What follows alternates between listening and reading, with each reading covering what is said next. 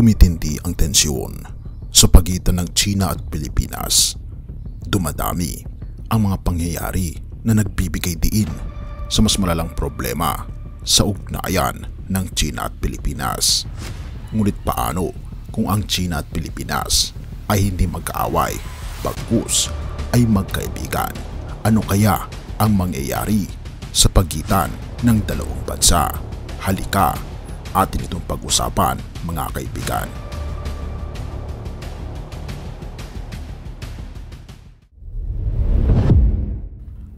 Ang ugnayan sa pagitan ng China at Pilipinas ay isang komplikado na pagkikipag-ugnayan ng mga kasaysayang pagkikipag-ugnayan, katulad na lang ng kasalukuyang diplomatikong pagkikilos at mga estratehikong interes.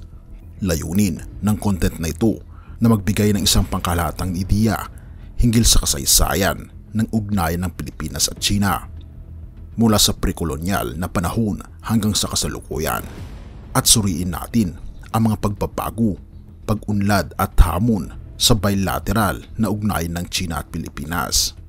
Isipin na lang natin na bago ang kolonisasyon ng Pilipinas ng mga Kastila, may kaalaman na ang imperial na China sa ilang mga pre-kolonyal na kahariang Pilipino, pati na rin ang pagtanggap ng emperor ng China ng mga embahador mula sa mga Filipino datus, rahas at sultans na kinikilala ang kanilang pag-iral at nagpapalakas ng diplomatikong palitan.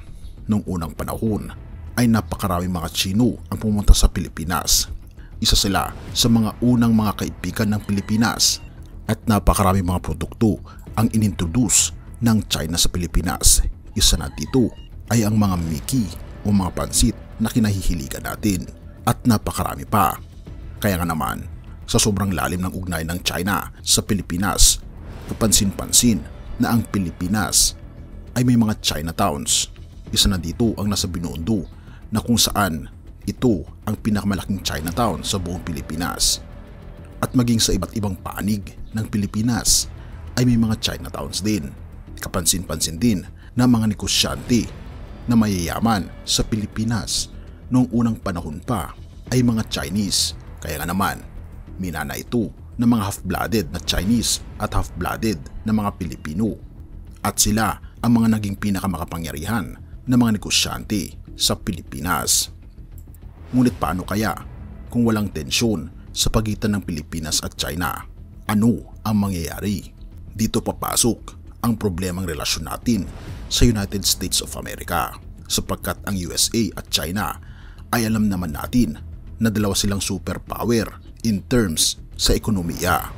Dalawa sila sa pinakamayayaman na bansa sa buong mundo, dahil na rin sa pagiging makapangyarihan nila dahil sa kanilang mga kayamanan dulot ng mayamang ekonomiya. At dahil naglalaban ang dalawang bansa, ang Pilipinas ay naiipit kung alin ba sa dalawa ang ating pipiliin, sapagkat kung pipiliin natin ang China, ang United States of America ay lalayo sa Pilipinas, at kung pipiliin naman natin ang USA, malamang sa malamang magiging kaaway natin ang China.